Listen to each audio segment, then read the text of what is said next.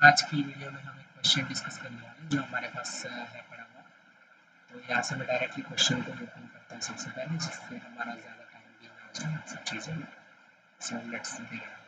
तो ये हमारे पास एक क्वेश्चन है और इसमें हमें एक स्फीयर दिया गया है जो एक्स वाई जेड एक्सिस है। इन एक्सिस का नाम ले लेते हैं एक्स वाई एंड जी भी बोलते हैं इसे, तो मोस्टली जेड ही बोलना है, कोई भी बोल दो। इसमें एक्चुअली बताओ,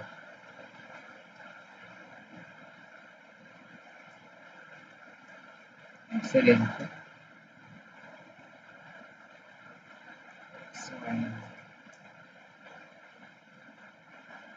मैं जेड को थोड़ा इस तरह से बना रहा हूँ जिससे थोड़ा समझ में आए टू और इसमें डिफरेंस, क्योंकि टू और जेड सेम मिलते हैं।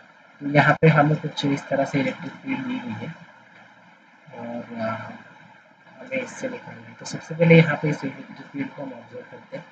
यहाँ पे वेक्टर का साइन मेरा ठीक से बना देता हूँ और यहाँ पे इस इलेक्ट्रिक फील्ड को अगर हम ठीक से ऑब्जर्व करें तो ये कुछ हमें इस तरह से नहीं लगता, लाइक देखो साई क्या प्लस वाई जी क्या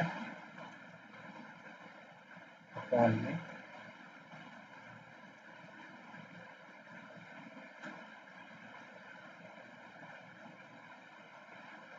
under root x square plus y square और this multiplied by alpha times under root x square plus y square.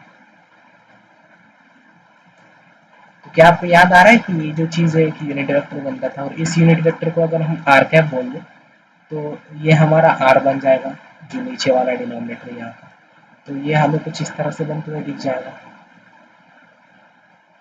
Are cap times और इसको अल्फा है तो अल्फा और अपॉन आर कुछ इस तरह से बन जाएगा। अगर हम इसको आर वेक्टर मान लें तो ये मैग्नीट्यूड ऑफ आर हो जाएगा और ये एक यूनिट वेक्टर बन जाएगा पूरा। This will B magnitude of our basics.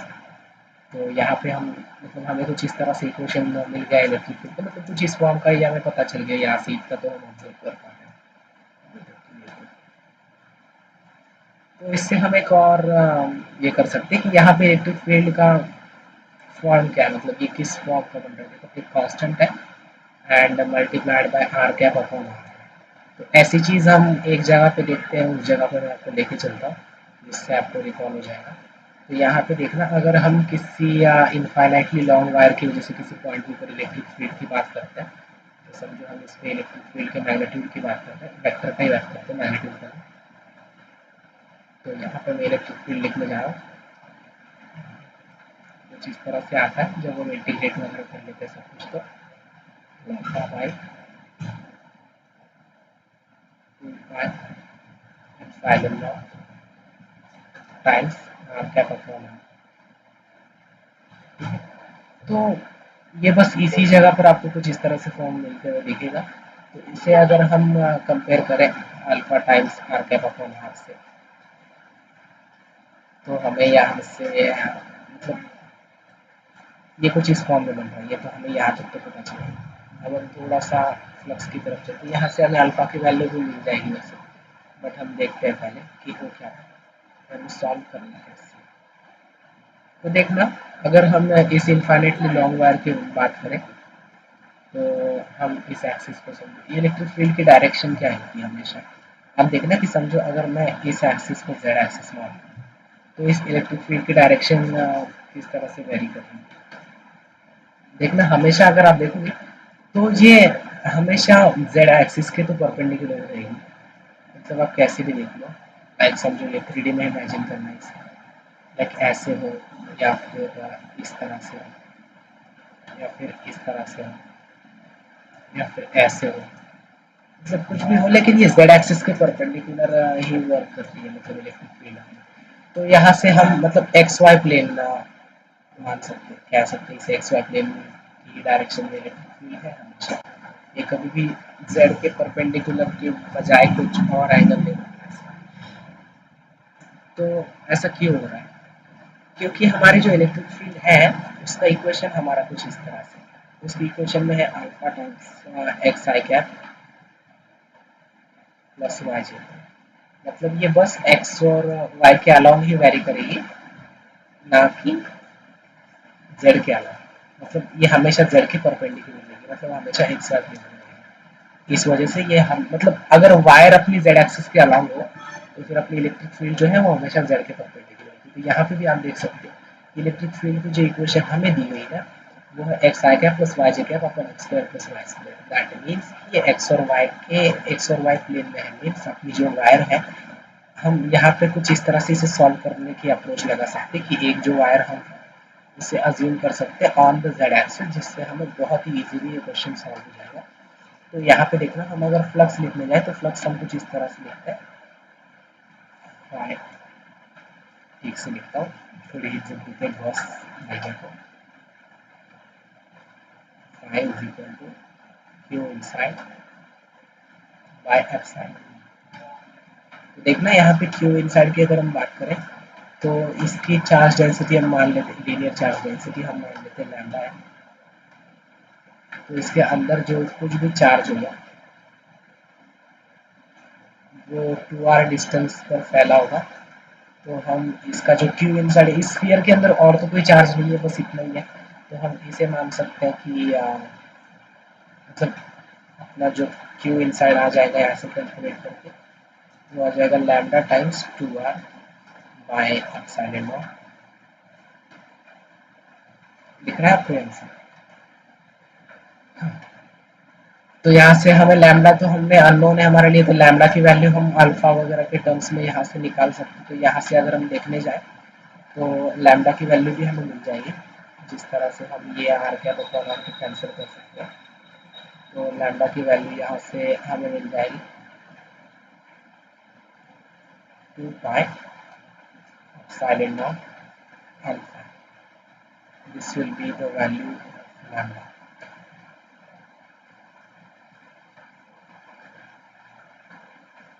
ठीक है, अब इस लैम्डा की वैल्यू को हम यहाँ पे सब्सटीट्यूट करेंगे तो हमें कुछ इस तरह से मिल जाएगा 4 pi epsilon naught times r alpha upon epsilon naught. तो अपना जो फ्लक्स है एंड जो अपना फाइनल आंसर है वो हमें यहाँ से आते हुए दिख जाएगा कि that will be 4 pi are.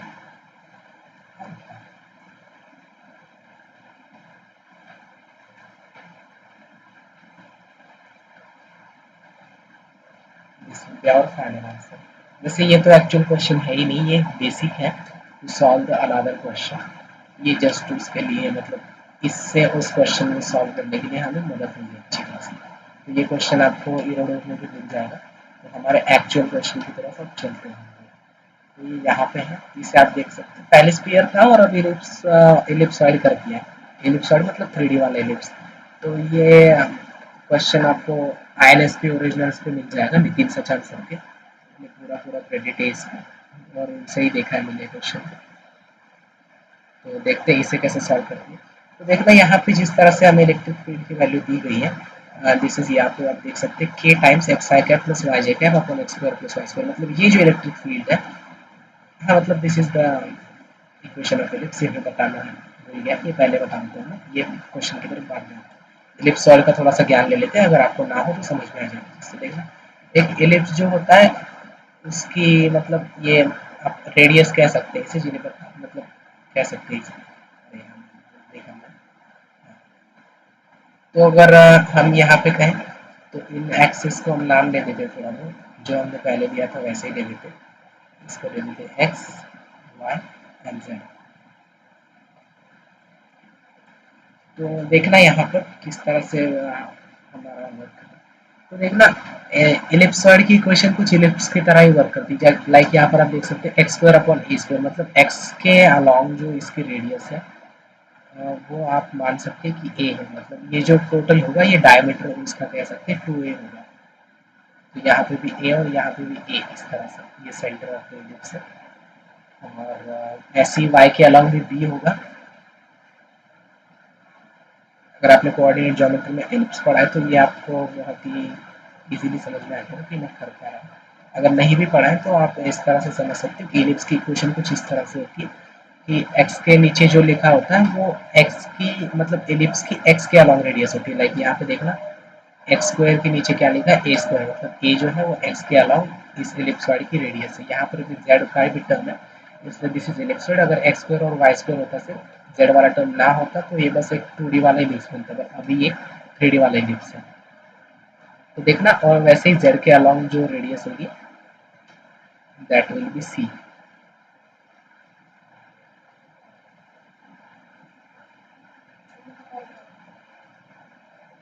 तो ठीक है, तो यहाँ पर अगर हम देखेंगे तो हमने इस एलिप्सॉइड का थोड़ा सा एनालिसिस कर लिया। तो यहाँ पे आप देखना कि यहाँ पे जो हमें इक्वेशन दी गई है इलेक्ट्रिक फील्ड की वो कुछ पुराने क्वेश्चन से ही मैच कर रहे हैं, बस थोड़ा बड़ा बनाने का, मतलब यहाँ पे देख सकते थोड़ा सा बड़ा बनाया गया है इस क्वेश्चन को।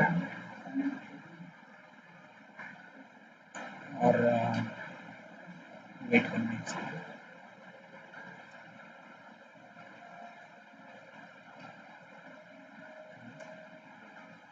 तो यहाँ पे थोड़ा सा बड़ा बनाने का प्रयास किया गया है यहाँ पे। तो इसे भी सॉल्व करना ज़्यादा कुछ मुश्किल नहीं है, क्योंकि हमने पिछला क्वेश्चन किया। अगर हम डायरेक्टली इस क्वेश्चन पर जल्द करें तो बहुत ज़्यादा मुश्किल बन जाएगा किसी के लिए सॉल्व करना, क्योंकि पहले तो एलिप्सॉइड हम कहीं देखते नहीं है पूरे मैथ्स में, तो मतलब अचानक से एलिप्सॉइड आ गया तो क्या देखिए ऐसे हो सकता है। तो यहाँ पे आप देखना, यहाँ पे कुछ भी आप सोचने वाली ज़्यादा बात नहीं है। यहाँ पे हम सिंपली देख सकते हैं, यहाँ पे भी देखना वही है कि k times x i cap plus y j cap upon x square plus y square. इसका मतलब क्या है कि z के अलॉन्ग एक वायर हम मान सकते हैं।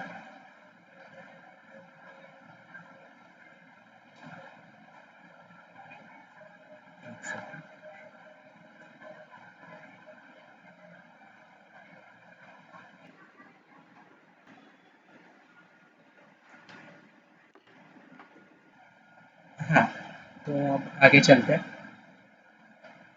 कि यहाँ पर मतलब हम मान सकते हैं कि z के अलॉन्ग एक वायर है रखी हुई इस इक्वेशन से। वैसे ही अगर हम यहाँ पे देखें तो यहाँ पे हमें दिख रहा है कि x के अलॉन्ग एक वायर मानी मतलब मान सकते हैं इनफाइनाइट। मतलब इनफाइनाइट यहाँ पे दिखा नहीं रहा, अगर दिखाना हो तो कुछ इस तरह से दिखा सकते हैं, लेकिन वो अंडरस्टैंडेबल है।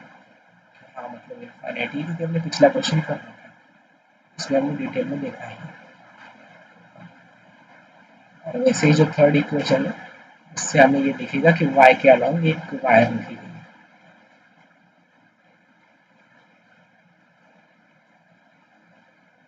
कुछ इस तरह से।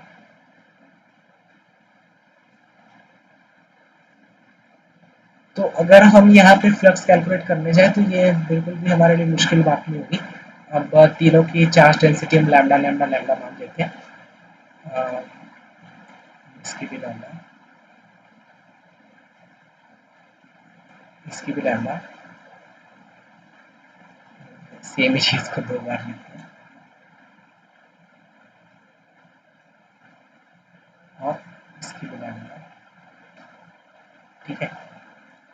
तो यहाँ से अगर हम लिखने जाए तो कुछ इस तरह से हमें दिखेगा, flux passing through the ellipsoid that will be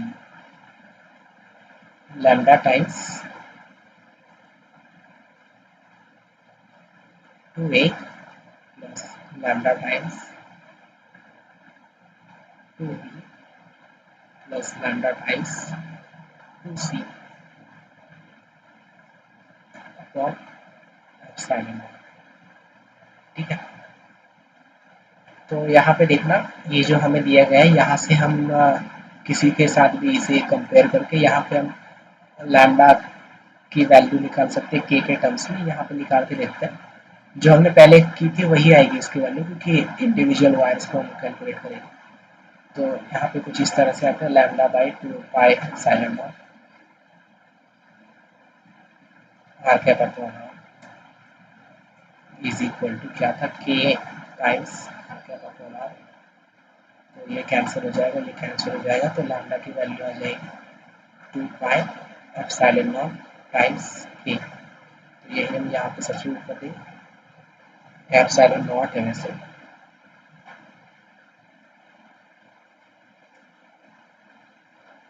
तो इसे हम यहाँ पे सब्स्टिट्यूट कर देंगे एंड वी विल सी कि क्या आंसर आता है। 2 पाई एप्सिलॉन नॉट के यहाँ से यही था।